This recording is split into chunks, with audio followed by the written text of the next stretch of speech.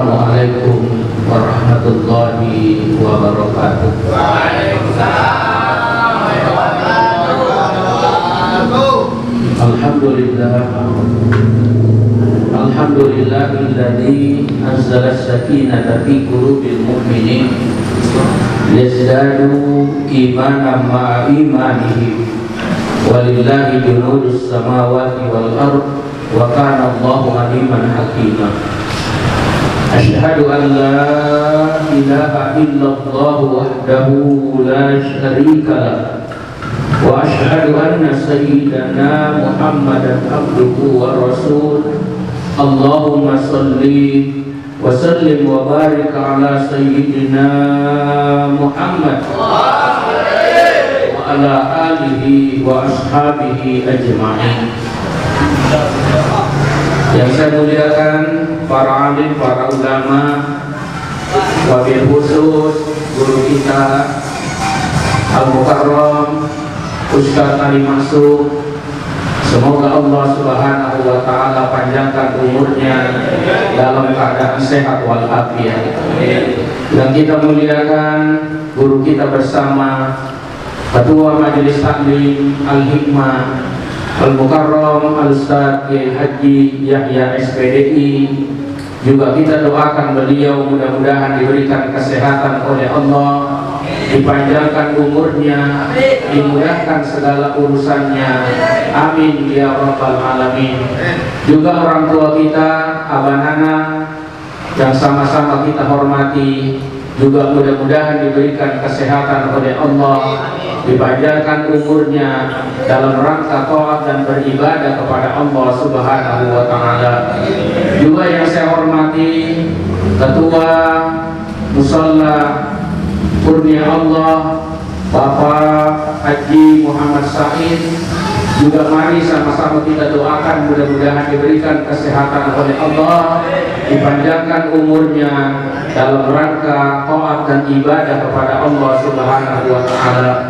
Juga yang saya hormati Bapak Al-Mukarram Ustaz Rohami yang setia senantiasa mengurus dan merawat mushola kita ini. Mudah-mudahan juga beliau diberikan kesehatan oleh Allah, dipanjangkan umurnya, diberikan kesehatan oleh Allah Subhanahu wa Ta'ala.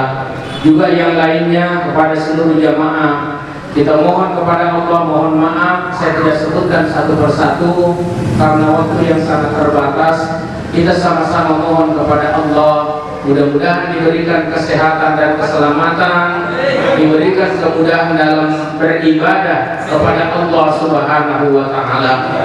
Mari sama-sama kita memanjatkan puji dan syukur kehadirat Allah Subhanahu wa Ta'ala karena sudah terlalu banyak nikmat yang telah kita terima. Di antara nikmat itu adalah nikmat sehat. Dan sehat itu mahal. Tapi terkadang manusia ini aneh. Ketika dia sehat, dia berusaha mencari uang sebanyak-banyaknya. Tetapi ketika Allah berikan sakit, dia pun berusaha menghabiskan uangnya untuk mencari kesehatan. Justru karena itu kita yang hadir malam ini, mari sama-sama kita selalu mensyukuri nikmat Allah, terutama yang namanya sehat itu. Kenapa? Kita sudah dengar berita, sudah kurang lebih dari mulai bulan Maret, April, Mei, Juni, Juli, Agustus, September, Oktober, sudah 8 bulan. Wabah ini melanda negeri yang tercinta ini. Dengan wabah itu, beberapa masjid sampai hari ini masih ditutup, tidak dipakai sholat berjamaah. Ada yang sudah tutup buka, dan ada yang sudah buka ditutup kembali. Termasuk masjid yang kita banggakan yang bernama Islamic Center itu. Sudah dibuka, ditutup lagi, dibuka lagi, ditutup lagi. Kenapa? Karena ini semua kekhawatiran manusia. terlalu berlebihan takutnya terhadap makhluk sehingga mengurangi takut dan taatnya kepada yang menciptakan makhluk itu yang bernama Allah Subhanahu wa Ta'ala. Kita terkadang aneh, lebih taat kepada manusia mengatur shopnya ketika sholat ketimbang dengan Allah dan Rasulnya. Pakai digaris disilang, jauh-jauh, tidak boleh salaman.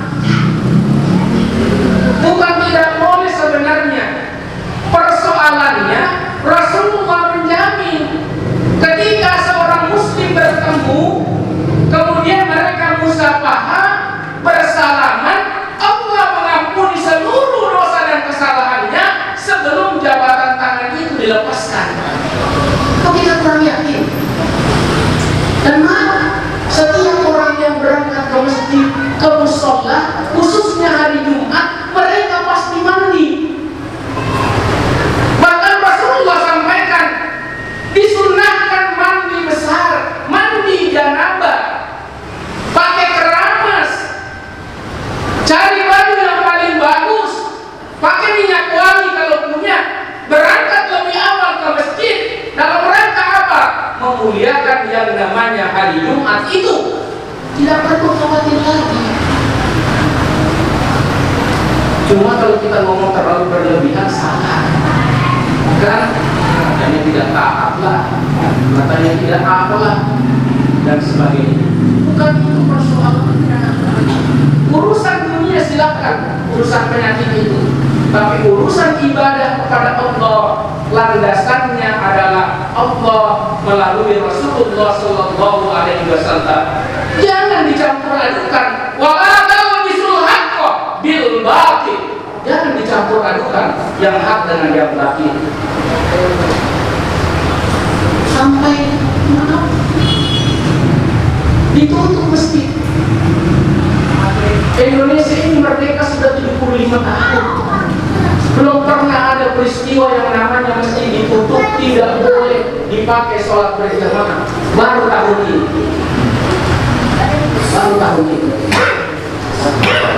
Baru tahun ini. Ini jadi mari kita bersyukur kepada Allah Subhanahu wa Ta'ala bahwa ada majelis taklim yang bernama Al-Hikmah yang bisa mengumpulkan masyarakat yang berada di wilayah RW 07 ini dalam rangka meningkatkan kualitas iman dan takwanya kepada Allah Subhanahu wa Ta'ala. Mudah-mudahan kita semua yang hadir ini tetap diberikan kesehatan dan keselamatan oleh Allah, baik diri kita, keluarga kita, masyarakat kita, kemudian orang-orang yang pernah mencintai kita, orang-orang yang sayang kepada kita, mudah-mudahan semuanya dilindungi oleh Allah Subhanahu wa Ta'ala. Amin ya rabbal alamin. Salawat serta salam mari sama-sama kita aturkan kehadiran baginda Nabi besar Muhammad Sallallahu Alaihi Wasallam beserta keluarganya dan sahabatnya, dan tentu saja kepada kita berharap mendapatkan syafaat beliau kelak di yaumil qiyamah. Amin ya rabbal alamin. Itu baru tentang sehat, dan itu saya sampaikan baru mukadimah.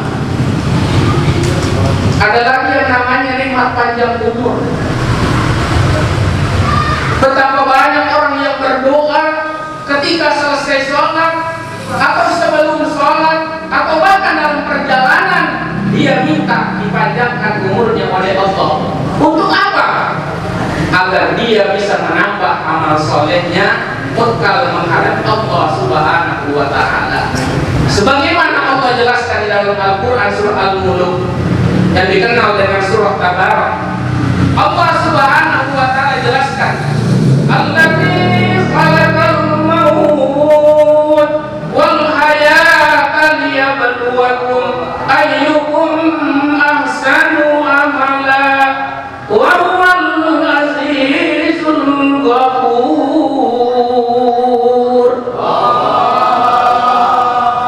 Ini ayat mengingatkan kepada kita bahwa yang namanya hayat hidup, wal maut kematian, Itu Allah yang sudah menciptakan. Allah yang menciptakan. Jangan sampai kita karena satu makhluk yang bernama corona, jangan sampai makhluk ciptaan Allah ini membuat iman kita goyah kepada Allah Subhanahu wa Ta'ala. Satu kisah yang nyata, saya flashback ke depan kurang lebih 20 tahun yang lalu.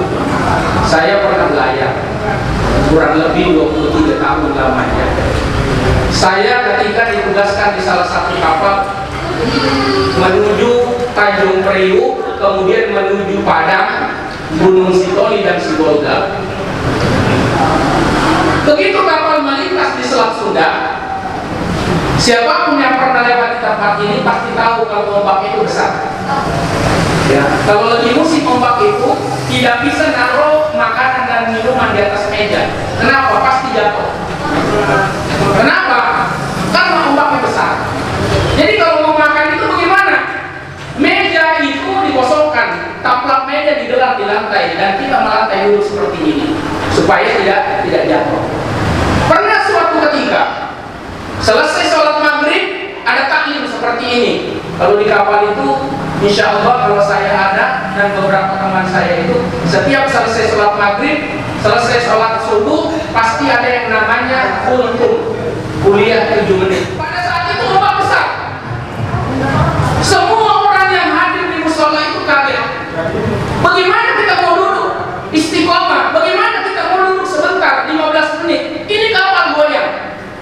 Dengan keyakinan yang kuat saya katakan bahwa ombak itu adalah makhluk Allah, dan kita pun yang duduk di musola ini adalah makhluk Allah yang punya niat mengagungkan Allah Subhanahu wa Ta'ala. Akhirnya tidak lama ombak reda. Orang-orang pada kaget. Selesai itu bertanya kepada saya, baca apa sih Pak? Disitulah gunanya keyakinan bahwa Allah itu sudah berfirman di dalam ayat kursi, dalam hadis kursi melalui Rasulullah, bahwa aku ini tergantung prasangka hambaku. Kalau kita berprasangka baik kepada Allah, pastilah kebaikan yang akan diturunkan Allah kepada kita. Begitupun penyakit ini. Mari kita abaikan itu. Mari kita berbicara yang positif. Mari kita berbicara yang sehat. Mari kita berbicara yang enak dan nikmat saja yang telah diberikan oleh Allah Subhanahu wa Ta'ala. Yang ketiga, nikmat kesempatan. Banyak orang diberikan nikmat kesempatan ini, tetapi mereka tidak mempergunakan. Akhirnya penyesalan datang kemudian. Kesempatan apa? Dengan peristiwa ini, saya di kantor itu umur yang 45 tahun ke atas tidak boleh masuk kantor. Yang boleh masuk kantor adalah umur-umur milenial 45 tahun ke bawah. Ini kesempatan bagi orang yang ingin meningkatkan amal ibadahnya kepada Allah. Dia bisa beribadah di rumahnya. Kalau dia ada kesempatan, boleh dia melaksanakan sholat berjamaah. Dan sholat yang terberat itu adalah sholat subuh. Rasulullah sampaikan, kalau engkau mau melihat orang Islam, saksikan sholat Idul Fitrinya. Kalau kamu mau melihat orang Islam, lihat ketika sholat Idul Fitri dan sholat Idul Adha. Itulah orang Islam. Tetapi kalau kau ingin melihat orang yang beriman kepada Allah, saksikan sholat subuhnya. Jadi untuk membedakan Islam saja dengan beriman kepada Allah, saksikan sholat Idul Fitrinya, tutup jalan, tenda dipasang, speaker disambung jauh, itu cuma sunnah hukumnya. Tetapi sholat subuh hukumnya wajib, dan bahkan menjadi orang kaya ketika melaksanakan raka'ataini qabla al-fajr khairum minad dunya wa ma fiha. 2 rakaat sebelum subuh kata Rasulullah lebih baik nilainya bila dibandingkan dunia beserta seluruh isinya. Saksikan sholat subuhnya. Ada kadang-kadang, mohon maaf, orang tidur di masjid, tidur di musola, tetapi azan subuh dia kabur pergi. Ada kan?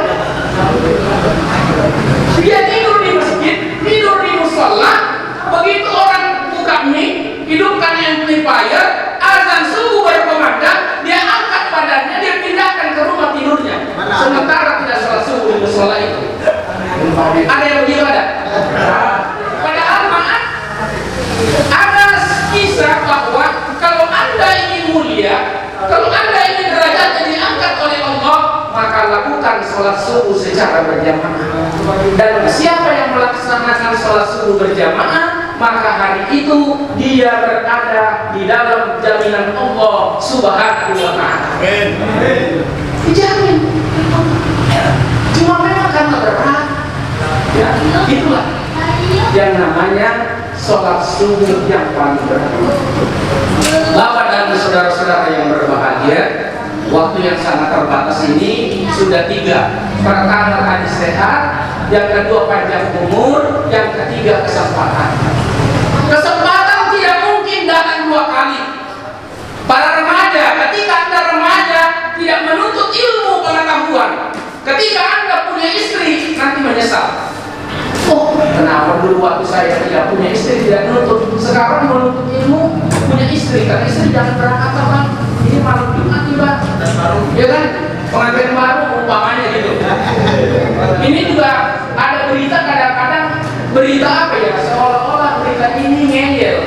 Apa namanya? Katanya kalau malam Jumat itu sunah Rasul. Ya kan? Katanya malam Jumat sunah Rasul. Padahal ini tuh sebenarnya beritanya masih samar. Cuma kadang-kadang di sosmed itu berkembang. Ya di grup saya itu berkembang. Kok grup sepi katanya? Ini malam Jumat, katanya sunah Rasul. Bukan seperti itu persoalannya. Sunnah Rasul itu banyak. Ya kan? Di antaranya yang dianjurkan oleh Rasulullah SAW, malam Jumat dan hari Jumat itu kalau ada kesempatan, ada waktu, silahkan membaca suratul Al-Kahfi. Siapa yang membaca suratul Kahfi, baik siang Jumat ataupun malam Jumat, maka dia dijamin oleh Allah sampai Jumat berikutnya. Sudah menanya surah Kahfi. Alhamdulillahilladzi anzala ala abdihi al-kitaba wa lam yaj'al lahu iwaja qayyiman liyunzira ba'san shadidan min ladunhu wa yubashshiral mu'minina alladziina ya'maluna as-shalihat anna lahum ajran hasana ma'kithina fihi abada wa yunzira alladziina qalu ittakhadhallahu walada ma lahum bihi min ilmin wala li abaihim kaburat kalimatan takhruju min afwahihim in yaquluna illa kadhiba. Ya kan, sampai terus sampai nanti ketemu. Ujungnya ada beberapa doa di antaranya tentang ashabul kahfi. Bapak-bapak dan saudara-saudara yang saya hormati, kesempatan. Kalau dia tidak menuntut waktu muda, maka dia kesempatan hilang. Kenapa? Kalau sudah punya istri, apalagi punya anak, kata anaknya jangan berangkat Pak. Kita mau berangkat, anak nangis. Kita terus ngaji. Kadang-kadang ada istri yang rewel. Udah ngaji terus Pak, besok makan apa?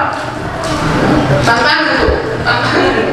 Padahal ilmu itu yang kita peroleh adalah ilmu yang dijamin oleh Allah. Sebagaimana Pak Kiai Yahya selalu membacakan ayatnya, yarfa'illahu alladziina amanu minkum. Allah pasti memberikan derajat orang-orang yang beriman kepada Allah dan punya ilmu pengetahuan. Itu jaminan. Bapak dan saudara-saudara yang saya hormati, kesempatan. Kalau muda itu ada dulu lampunya, dulu kasih jamin. Bilang begini, belajar di waktu muda, laksana mengukir di atas batu. Belajar sesudah dewasa, sama dengan mengukir di atas air. Susah. Diukir hilang, diukir hilang. Tapi kalau dia mengukir di atas batu, lihat pakai hadiah ya. Dari muda dia menuntut sampai sekarang, udah kelihatan hasilnya. Ya, sudah tua. Bapak dan saudara-saudara 10 menit. Jadi saya ulangi bahwa sehat mari kita sama-sama jaga. Kenapa saya flashback kembali? Memang ada himbauan dari pemerintah selalu cuci tangan. Kadang-kadang saya kalau berangkat ke suatu tempat, walaupun tangan saya tidak kotor, tapi karena saya menghormati orang yang naruh air dan sabun di situ, saya berkata kepada keluarga saya, ke teman saya ajak, yuk kita cuci tangan dulu. Walaupun saya masuk dalam masjid.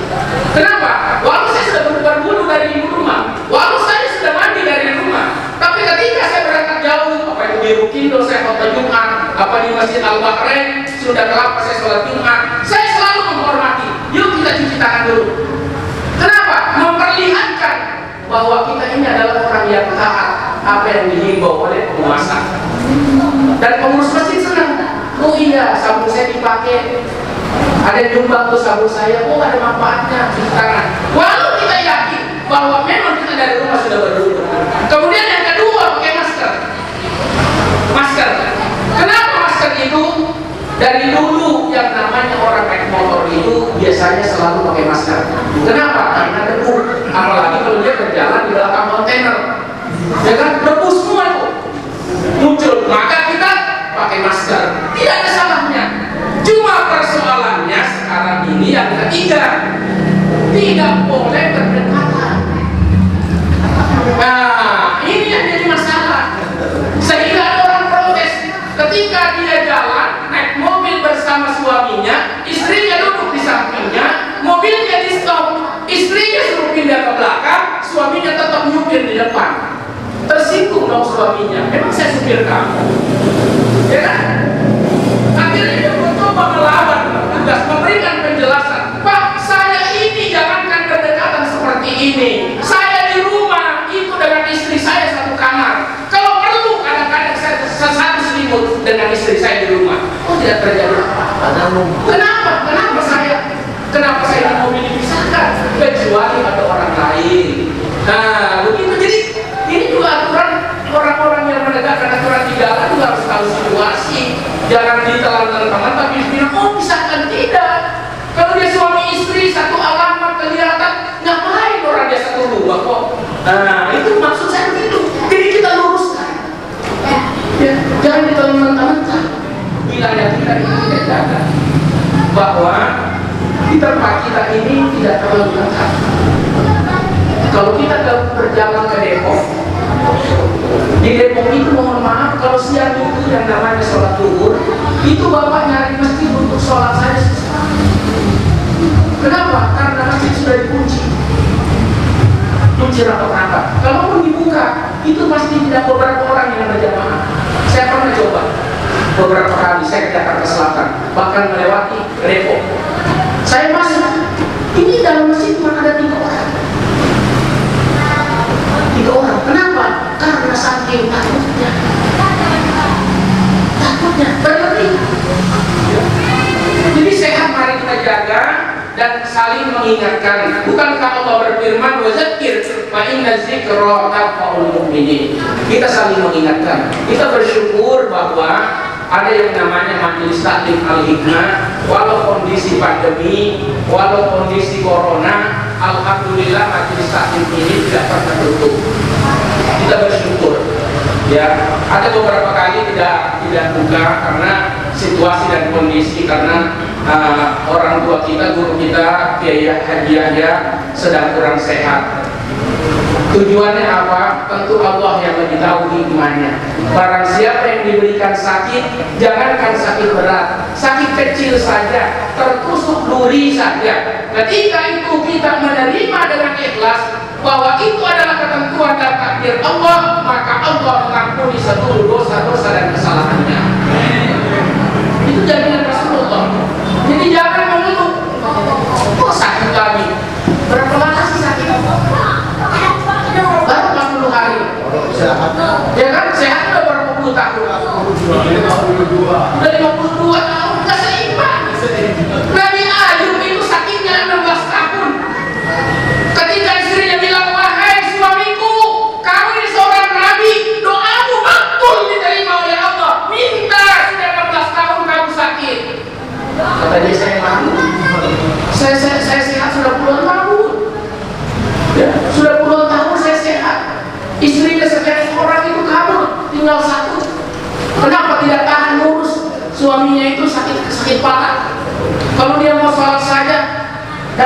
bisa dijelaskan itu dulu ulang itu dicampur satu-satu ditaruh.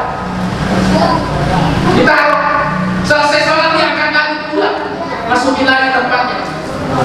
Kata istrinya, minta mohon kepada Allah. Saya malu, saya sakit baru 16 tahun, sehat saya berapa? Tidak seimbang. Itulah satu contoh bagi kita bahwa Allah tidak mungkin juga dengan akhir zaman ini memberikan orang sakit sampai puluhan tahun. Jangan kayaknya. Paling udah 3 bulan, 4 bulan, ya setahun, 2 tahun paling lama meninggal juga dia, selesai. Ya kan, gak lama-lama sakitnya. Ya kan, gak pernah di akhir zaman ini tidak ada orang sakit sampai lama. Gak ada. Paling lama setahun, 2 tahun yang meninggal. Selesai. Kenapa? Tidak kuat fisiknya. Karena beda. Zaman dulu, orang-orang dulu, kalau kita lihat, kalau kita ke berjeda berkunjung ke makam Siti Hawa, itu berapa meter ukurannya? Zaman dulu orang-orang dalam Quran itu diceritakan pohon kurma itu bisa dicabut. Berapa tinggi orangnya? Ya kalau dia sakitnya lama pantas. Kalau kita sakit sendiri juga kuat pak. Kita gak kuat. Jadi inilah. Jadi pertama tadi sehat itu mari kita jaga. Khususnya para pemuda, jangan bergadang kalau tidak ada keperluan. Ya. Anak muda ini saya kadang-kadang terlalu nasihatinya bagaimana ya? Jangan handphone itu sedikit-sedikit pencet, handphone itu sedikit-sedikit pencet. Kenapa? Takutnya handphone itu dilembek. Dipencet dulu lembek, lama-lama handphone. Jangan dipencet dulu. Kasihan lembek lama-lama handphone dipencet dulu. Kadang-kadang gue tuh kalau berangkat dari rumah kemarin lewatin beberapa anak muda lagi main handphone. Dia main lagi handphonenya. Jangan dipencet terus, nanti lembek. Tahu ya? Maksud saya begini, jangan ketika taklim seperti ini Anda juga main HP, main game. Ya nggak cocok dong, ya kan? Konsentrasi itu buyar. Kenapa? Harus fokus. Ya. Keluar dari sini silakan. Makanya itu salah seorang ulama besar itu membagi 24 jam itu dibagi 3, berarti 8 jam. 8 jam untuk istirahat, 8 jam untuk fokus ibadah kepada Allah, kemudian 8 jam lagi untuk mencari dunia. Begitu baginya. Kita jangan sampai kerja dari pagi ketemu pagi lagi. Kemudian nganggur nanti 3 bulan, ya seimbang. Bapak dan saudara-saudara sudah jam 10 kurang 2 menit, sudah terlalu lama. Jadi sekali lagi kesehatan, kemudian panjang umur, kemudian kesempatan. Mari kita sama-sama menjaga ini. Di akhir zaman ini, terakhir saya sampaikan, mari kita amalkan 3 hal. Pertama, setiap selesai sholat jangan lupa berdoa, Allahumma a'inni ala zikrika wa syukrika wa husni ibadati. Ini pesan seorang ulama Arab Saudi. Jadi jangan lupa setiap selesai sholat berdoa, Allahumma a'inni ala zikrika wa syukrika wa husni ibadati. Ya Allah, bantu saya untuk selalu mengingat Engkau. Artinya berzikir. Ala bizikrillah tatma'innul qulub. Kemudian yang kedua, mohon kepada Allah agar diberikan kesempatan bertaubat sebelum datangnya kematian. Minta kepada Allah agar diberikan kesempatan bertaubat sebelum datangnya kematian. Dan saya persingkat yang ketiga, mohon kepada Allah bila memang kita dipanggil oleh Allah, dicabut roh ini oleh malaikat Israel, mohon kepada Allah. Dari saat ini kita sudah mulai mohon, ya Allah, wafatkan kami dalam keadaan husnul khotimah. Kenapa? Dalam satu penelitian di rumah sakit Islam, ada 1000 orang yang meninggal dunia yang diteliti, cuma 70 orang yang sanggup mengucapkan kalimat La ilaha illallah Muhammadur Rasulullah. 1000 cuma 70 yang bisa mengucapkan La ilaha illallah Muhammadur Rasulullah. Itu penelitian soal di rumah sakit Islam. Ini tidak mudah. Menjadi husnul khotimah itu tidak mudah, kecuali dari sekarang ini, kesempatan ini kita gunakan bermunajat kepada Allah. Kalau perlu, ketika kita sholat sunnah, sujud terakhir, mohon kepada Allah, dengan kalau itu bahasa Indonesia, bahasa daerah, bahasa mana saja, silakan, tidak usah diucapkan, tetapi di dalam hati saya, di dalam hati saja kita minta kepada Allah, ya Allah, berikan kesempatan saya bertobat sebelum datangnya kematian. Ya Allah, kalaupun tiba saatnya kematian itu, berikan kesempatan kepada saya untuk husnul khotimah, wafat dalam keadaan yang baik. Amin ya rabbal alamin. Terima kasih dan mohon maaf. Hadanallahu wa iyyakum ajma'in. Assalamualaikum warahmatullahi wabarakatuh. Waalaikumsalam.